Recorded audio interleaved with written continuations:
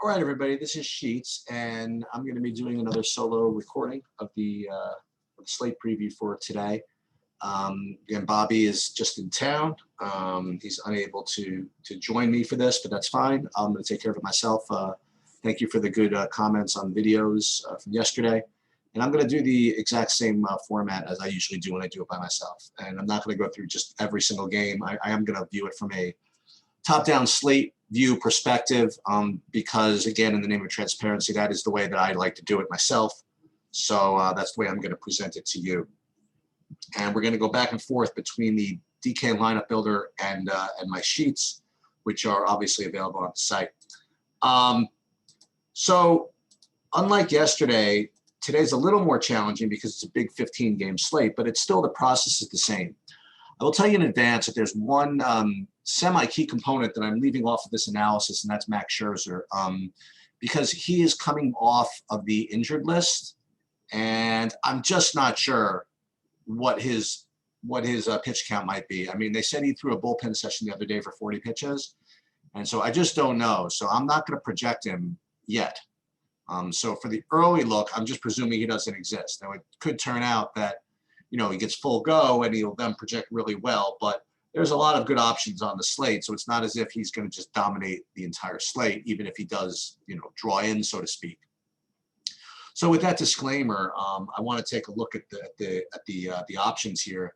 And as you recall, when I was going through the pitchers yesterday, and I think this is a decent comparison, I was mentioning that when you'll learn how to read this stuff over time. And when you rank these guys by my value scores, you know, yesterday, like pretty much everybody was in the 30s. Like even like the highest value, the best guy was like 38. And I mentioned that was going to be really, really weak. This today is kind of a good example. This is kind of more normal. You have a lot of guys that are rating to be, you know, over 40, which to me is you know, means it could be a pitcher's slate. However, as you'll see, and this is literally the way I look at it, you have these top four, which are criminally close with respect to value score. So what I do in a situation like that is, again, then you kind of default to ownership, and you really want to take the lowest owned guys. Now, again, there's a little bit of ownership.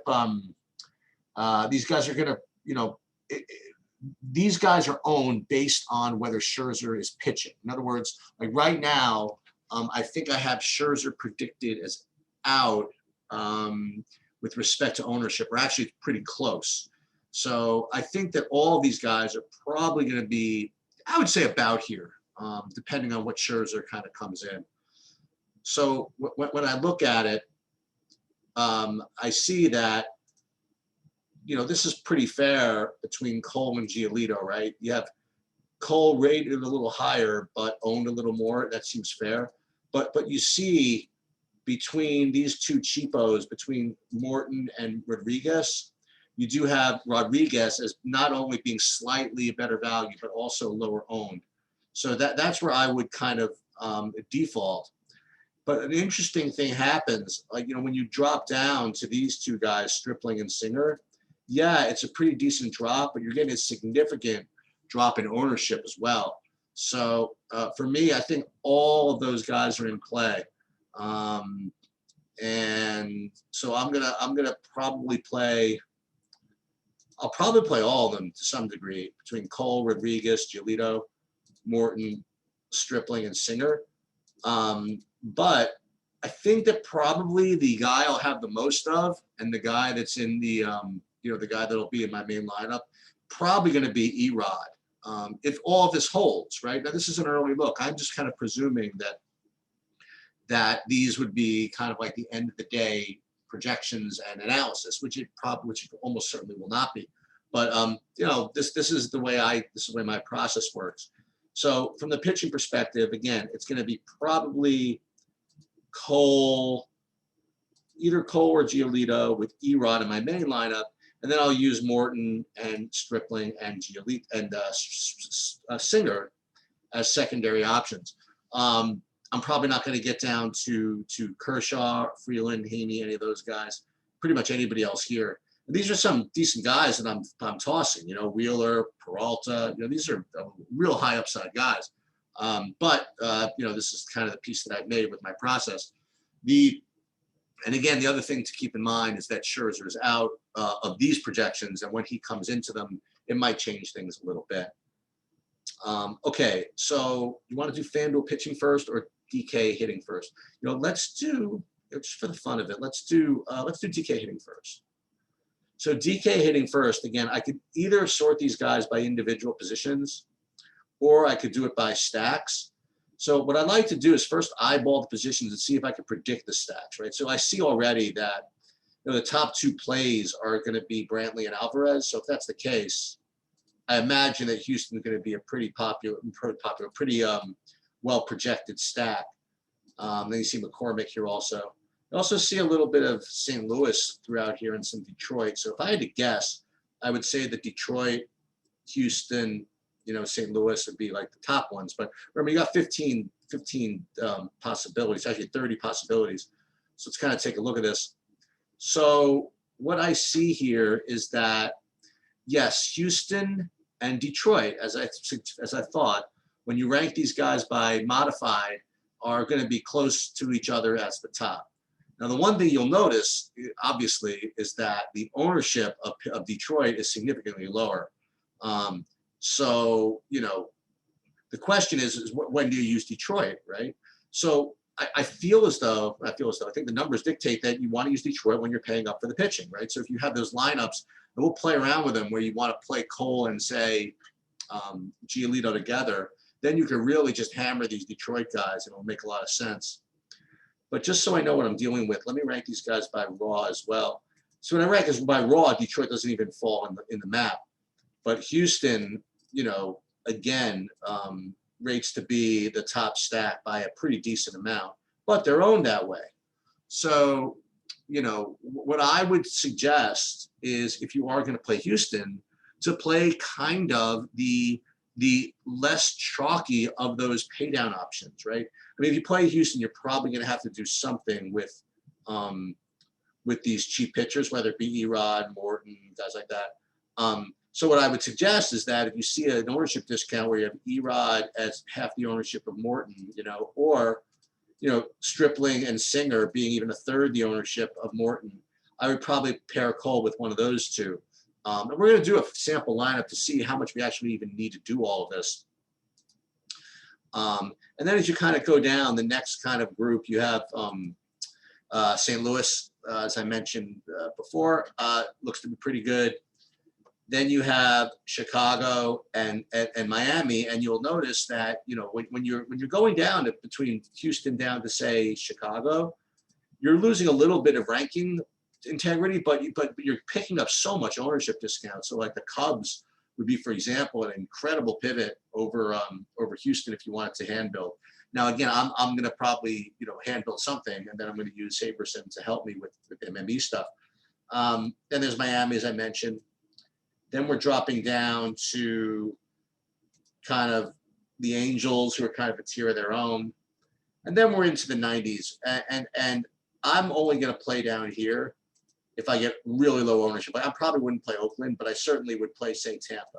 Like if this, in fact, were the ownership of these guys, which, again, these are going to update a little later on today. Okay. And then you get down all to this stuff. Now, again, just to see, I'll look at the raw rankings as well. And then the Cubs. The Cubs look like an interesting option, right? So the Cubs ranked really, really well in raw, ranked really well in modified, as does St. Louis, right? And they're both very reasonably owned. So in eyeballing this right now, if I were going to build like one or two lineups, I think that what I would do is try to use St. Louis and Chicago in lineups where, you know, I need salary, you know what I mean, if I want to pay for salary, and then use Detroit in lineups where I wanted to double pay for pitching. And then, you know, I would say I would add Miami to that list of hopefully these guys are cheap enough where I can consider them kind of a value stat. So that's the way I would build. The other thing I want to do is take a look just for a second at the way these positions are. Yeah, Houston's. San Francisco, this guy as a one-off in a game that no one's going to be playing. I think those are very, very, very live playing teams like that, playing one-offs like that. One-offs from teams that not everybody's stacking, because it really will, really give you a big ownership discount. Because what a lot of people like to do is they'll take these teams that project well, and if they're not going to stack them, they'll at least play one-offs from them. What if I can find a one-off from a team that's not stacked? I mean, I think those are going to be really, really strong. So I do think Slater is kind of a weird little standout with respect to a one-off. And then you see Dylan Moore as another example of that. So just as an example, and then we'll go through, we'll do DraftKings, then we'll do FanDuel. So let's just say that we were going to do like the lowest owned. Want to do the lowest owned thing? Yeah. So actually, there's no real difference in Cole and Giolito. So let's just, for now, let's go to the lowest owned. Let's go to Giolito. So we'll put in Giolito, and then we'll put in. Well, let's build a Cubs one, for example. Let's build a Cubs, and then we'll figure out what pitcher to put in. No, let's figure it out now. So you don't really have to go crazy because you're going to have, already a semi-low owned Cubs. Let's just take a look at what was that pitching option. So let's use Erod. Okay, let's use Erod and see if we even need it. Okay, so where's Rodriguez? Rodriguez. Okay, got 4,200 apiece. So let's take a look at the Cubs that we would like in our stack. That would be, just do this by memory: Happ, Peterson, Baez, Contreras, and Hayward. Happ, Peterson, Baez, Contreras. Happ, Peterson, Baez, Contreras. Happ, Peterson, Happ, Peterson, Baez, Contreras. All right, that makes 4. Okay, so I can already see that we're going to be able to want to have some fun. We could probably we could play those one-offs that I mentioned. We're probably not going to be able to spend our salary. Actually, we could. So what we could do is we could add in. Let's just say that we were going to play somebody like a Dylan Moore, for example. Now you're at 4,900. Then you could pay up for like a lot of good spots here. Okay.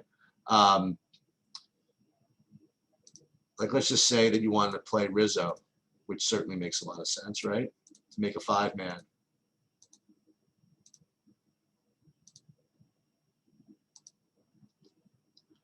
I mean, you could do almost whatever you want here and fill out this stack. As a matter of fact, just for fun, maybe I'll just go and do that off on the side here. So, well, let's take a look. Who did I say was one good one-off? I mentioned that guy from the San Francisco game. And then, I mean, like, I almost can't even spend my salary if I do this. Like, so here in a situation like this, I'm still have I'll still have two available. I could pay up for Cole with very little stress, right? I still have 2 spots to fill, just fine. That's 3,100 over there. Then I could pay up for, wow, I could do that if I wanted.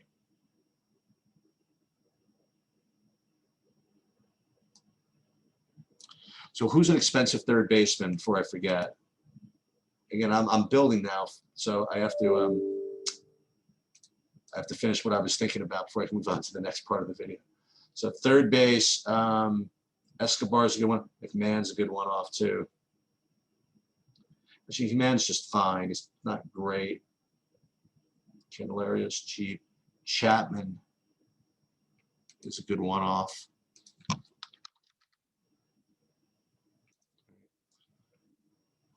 That's actually would be a pretty badass thing to do.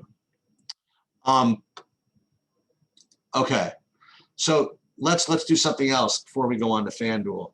So what I'll do again, as far as my process is, I'll build some lineups early in the day, even though I know it's not going to be this way at the end. So what we'll do is I'll pull up DraftKings on SaberSim, and I'm going to see, based on everything that I said, what type of lineups I get. And what I'm going to do today is something different. I'm going to show you a different couple ways to look at it. So first of all, let me again, this is my own thing. This is LOL. LOL was not good today.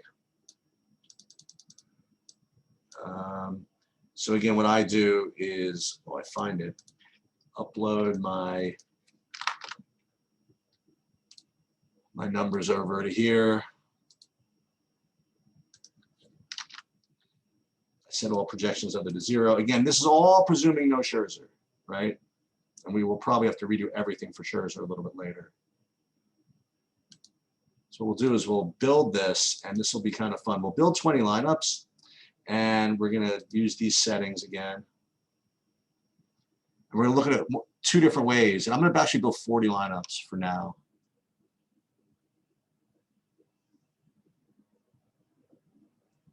So is this kind of getting slow on me? No, that's fine. Maybe I should have done this off. No, actually, it'll just take a second. Maybe 5 seconds. So what I'm going to do, I'm just going to look at it viewed from SaberScore and from just whatchamacallit, just based on projections. Just kind of see the difference. So we're going to build 20 lineups, and let's see what we get. So if 20 lineups we build, we would get, well, our top lineup would actually have, hey, it would have Erod in the Cubs. Wow, interesting. And then Giolito, Cole would almost be 100%. And then Giolito, Erod, and these guys as well. So Erod is going to be getting a good amount of ownership even on SaberSim. And on the team stacks, they're getting a great amount of Houston and Detroit, as I mentioned, St. Louis. So Miami, as I mentioned, and the Cubs. I mean, exactly what I thought. Okay. And that's looking at it from SaberScore. When you look at it from projected score, it's a little different, maybe. You're getting a full 95% Cole and like 95% Houston, right? So like what looking at it from SaberScore does is it takes into account to some degree upside and ownership, things like that. So what I'll do is I will, just so I have it, I'll download these, and then I will go into DraftKings and upload those for now. Just so I have something. Okay. So what else about DraftKings? Again, you could go through the site and rank these guys really in any way that you see fit. Rank them by positions, value score, points per dollar, raw points, things like that. But I mean, if you want to just see who the top values are, I mean, it's going to be Brantley, Alvarez, Slater, as I mentioned, O'Neill, Margot, McAdoo, Chas McCormick, Miggy, and that's rated by Sheets value score. If you rate it by points per dollar, then you get all cheapos pretty much, right? Jason Hayward, back to Miggy and Slater, I suppose. Peralta shows up at 2,500. I guess that makes sense. All right, let's take a look at FanDuel and see if it makes any difference. Yeah, so over here, you're going to have Erod and Cole. And the thing is that even though you think that Erod, he rates decently at like 0 ownership, but I just don't think you're going to need him. Okay, and I'll show you why in a minute. Maybe. So you have Cole and Giolito. Again, same situation. Like Cole rates a little better, but is owned a little more. So I think it's they're pretty equal plays. So what I'll do is give you an example. But first, sorry, let's look at the stats for a second. So FanDuel stash, just want to see if there's any difference. Yeah, Houston, same thing. Houston and St. Louis at the top. Here you get to San Francisco a little bit earlier. And then the Cubs, as I mentioned before. Then you got the A's, Seattle. But you'll find that what you can probably get away with on FanDuel is rating it by raw score as well. So Houston, Oakland, Chicago. And again, Houston's going to be higher owned. So Chicago, again, looks to be a very strong play. So you have Chicago. Oakland, you'll see, is a big difference between FanDuel and DraftKings. So for the hell of it, let's build a lineup with the most expensive Oakland guys, and just even see if we need to go to Erod. So we'll start with Oakland, and then we'll go to just because they're different. Well, let's not do San Francisco. San Francisco's gonna be cheap, but let's do Chicago over here. Now let's do a different team. Let's do St. Louis. So we'll do St. Louis and Oakland. Let's see how the positions work. Okay. So let's go over here. And we're not going to put the pitchers in yet. Let's start with the hitting. So let's remind ourselves of who we like from Oakland. That would be Olson, Canha, Laureano, Chapman. Olson, Canha, Laureano, Chapman. Olson, Chapman, Laureano, Canha, and then let's try St. Louis, okay? Let's go to Edmonds, DeJong. Who else is from St. Louis that we were going to get? Arenado and O'Neill, Arenado and Goldschmidt, either way.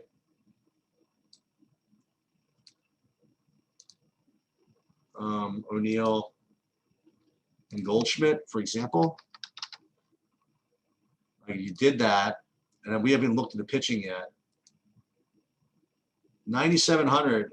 So, you know, it does help, but so 9,700, you can't get to Cole or Giolito, right?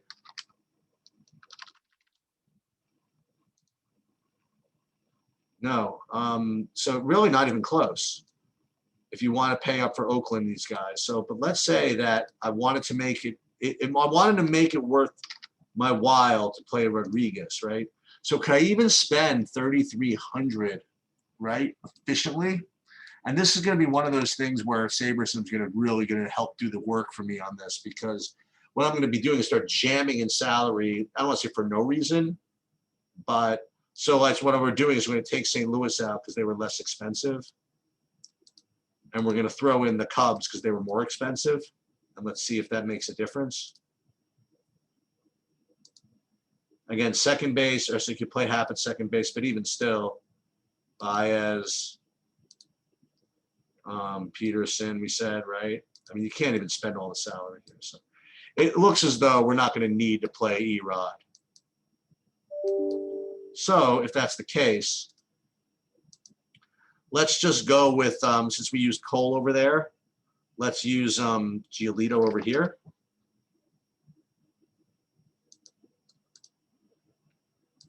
Now if we use Giolito over here, then let's again start with Oakland, because I'm not convinced that we can't make Oakland work. I think we could do this at 2,700 a person. I do. Let's take a look. So we could play the Edmonds easily, right? We should be able to do this. DeYoung is pretty cheap, 2,800, right? Then we'll play O'Neill in the outfield, right? That makes sense. 2,900. And then we just need to find a $2,500 player as utility. If it was a St. Louis guy, that'd be obviously ideal, but, you know, probably don't have one. So what we could, oh, Carlson, there it is. So let's go. That's what we do. And again, the chance this actually becomes the lineup is slim, because the whatchamacallit, the projection's really going to change. That's what I would do with my, to build like my top lineup. I make sure that I put it in everything, or most of the things. Now, again, that's not exactly optimal because, you know, what you're supposed to be putting in the GPP is not exactly what you're supposed to be putting in the single entries or whatever. But let's then also go and do a SaberSim build with FanDuel and see where that leads us. And we'll put those in the lottery. So what we'll do, let's build, you want to build 50 lineups? Let's build 50 lineups. So let's get the FanDuel ones in here. And this is going to be fun because we're going to get Bobby here probably live at Sheets' house to help me screw around with this. And then, oh, we don't want that one. Sorry, wrong slate. We don't want to be all there. Put this in here. Set this to 0. And I want to, I promise you we're going to get no Erod. We're just going to get probably all Cole and Giolito, I would imagine. So let's build it at 150 max, and then we'll build 50 lineups and see what it comes up with. Now, again, which, you know, it's garbage in, garbage out. You got to have good projections to make this work, and you could use SaberSims, but I like my own. And you can use any of them. You can download RotoGrinders, download Awesome, download Daily Roto, whatever, upload them. But I think the mine are just kind of a neat little aggregate of everything.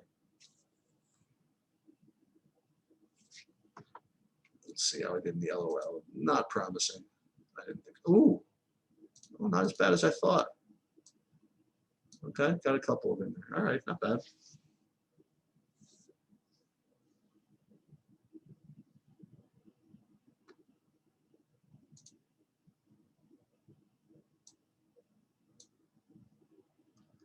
All right, almost done.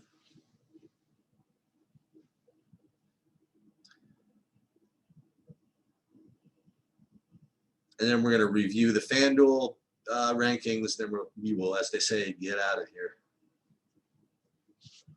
So I presume it's going to be almost all cold. No, not really. Only 88% cold. Yeah, certainly makes some sense. And what kind of stacks are we getting? We're getting mostly Houston, St. Louis, Oakland, right? Bunch of 4-3s. All right, so let's do it. Let's put those in. And you got to. It's a little different with FanDuel with respect to how you save these things. So let's pull up the slot machine. That's the NBA, sorry. Oops. How much is this one? Oh, beautiful. In the squeeze. Let's go. Let's put all these in. Upload from CSV. Here we go. Upload 277. Got them. And we're obviously going to change that a little bit later, but you know that's my process. That's the way I do it. Let's review FanDuel again. Erod, you know, he's going to rate the best, but he's just not going to need him. Then it's going to be Cole and Giolito. I don't think I'm going to get down to Charlie Morton. That would be what I would do if I wanted to pay down, but I really don't think I'm going to. That's with respect to the pitching. And then with respect to the hitting, once again, it's going to be Houston, St. Louis. San Francisco would be the one that might show up a little bit more over here. And then Chicago, Oakland. Okay. I guess that will do it. Good luck, everybody. And Bobby and I will be alive a little bit later. Have a good day.